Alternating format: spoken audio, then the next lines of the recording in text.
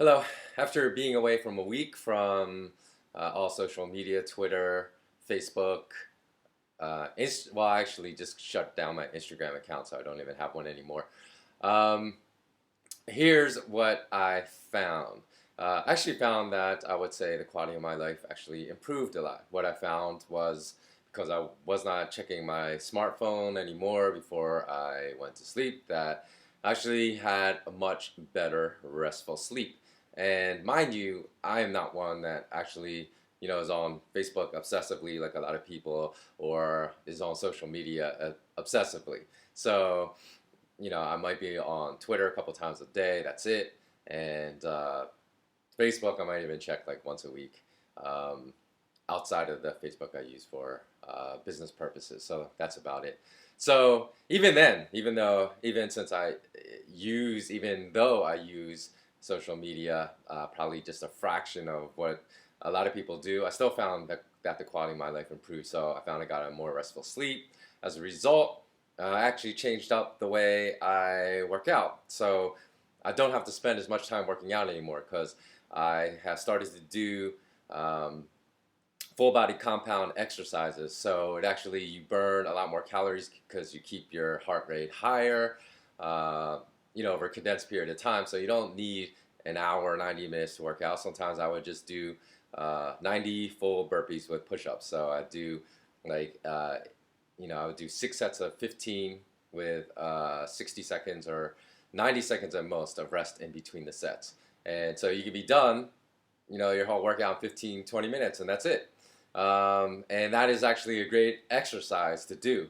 So, doing 90 burpees in 20 minutes is going to be much more beneficial than, running 7 to 8 kilometers. So, I found out because I'm getting better workouts because I have more energy. Actually, I was able to do that because before I wasn't able to do that because I got less restful sleep. Had less amount of time to sleep, so I wasn't able to do this kind of high intensity training. So when I run, no more running 6 kilometers, 8 kilometers. I just run 3 or 4 kilometers, just running sprints at minimum 16 and a half kilometers an hour for 200 meters, and then rest for 200, sprint for 200 until I run 3 or 4 kilometers. And that's actually a much better workout I found than to run for 6, 7, 8 kilometers. So I changed the way I work out. That gave me more energy during the day, more time to spend with my friends. Also, I actually read a book for the first time in probably a year, even though I love reading, so it's kind of crazy I had more time. So I started reading this book, Life of Pi. I've had this book for 2 years, and I know they just made it into a movie, but it's actually a great book, and the author is actually an incredibly talented writer as well. So, and I also got back into music again, so I rediscovered this album, Miles Davis, Miles Ahead, which is a great, great jazz album. So, basically, my life was just more full. I had more time for friends, and the only other commentary I want to make about social media is the fact that just like the news today is very based upon illusion and not reality, especially financial news, is basically probably 90% in the mass media today is bogus and not really real. And you get much better news actually from even surfing the internet and trying to find out what other independent alternative voices are saying about what's going on in the world socially, what's going on politically, what's going on from a military standpoint, what's going on from an economic standpoint. But the big news recently, which I'm sure a lot of you heard about, even if you're not a sports fan, because I'm not a big sports junkie by any means, but Manti Te'o of Notre Dame, who he was a linebacker there. He became famous, and actually, I only found this out after reading the story. I never heard about it when it was ongoing, but Sports Illustrated even did a cover story about him because he had overcame this. He'd been able to overcome this great tragedy in his life, the death of his girlfriend from cancer. So he had this outpouring of sympathy, and he actually was a second runner-up in the Heisman Trophy balloting this year, and he was voted, I believe, the best linebacker in the country. Now, the crazy thing about this, and this is exactly my point about social media, how it's ruining people's social skills, is that Manti Te'o said this girl was his girlfriend, which is crazy because he had never even met her. And for those of you unfamiliar with the story, it turned out that this whole thing was a hoax and the girlfriend never existed because he had never met this girlfriend, but only met her online. I believe it was through Facebook.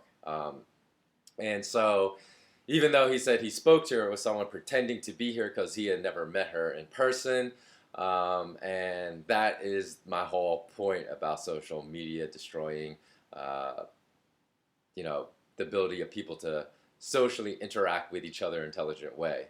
Of course, you could say he's just a kid, so he's a very, very naive, and there are naive people out there. It doesn't make them a bad person, so he could have just been extremely gullible. But still, even when I was 12 years old, I don't think I would have been as gullible to consider someone that I've never met in my entire life as my girlfriend. That is just insane. Like, how much can you know about someone that you are just interacting with on social media, whether it's Twitter, whether it's Facebook, if you never have met this person in your life? You don't know anything about them. And people have often said that people have a different online personality. It's almost like they're Sybil. They have multiple personalities. So their personality in real life is very different than their online personality. So that person might be completely different from even if the person is real, might be completely different from how they are in real life. So obviously, you have to interact with someone in the real world to actually develop any kind of relationship with that person. Now, other people have now come out and said that his father said that they had actually physically met in Hawaii, that Manti Te'o actually said that they had also met on a regular basis. I don't know if these stories are true or not.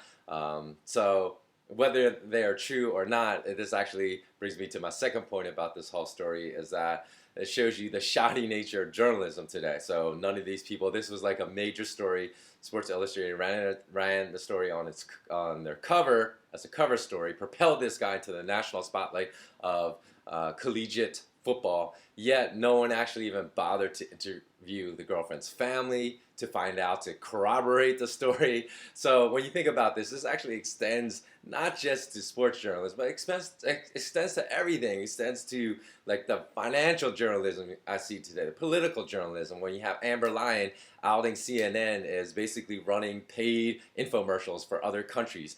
Other countries basically will pay CNN to run propaganda produced by that country. So it casts the country in a certain light for a political agenda that they're trying to run. And people watch this news today and think it is actual reality. That's crazy. The same thing with all financial news. The bankers own most of the media, so they put out the news and people believe that it's factual and reality, when these journalists are basically just writing what they're being told to write, and they're not fact-checking. It's shoddy journalism out there. So those are the 2 points I wanted to make about this whole week, what I've learned. Hopefully some of you out there have done it too. Comment below, tell me what you learned as well. Okay, until next time, have a great day, and as always, see you next time.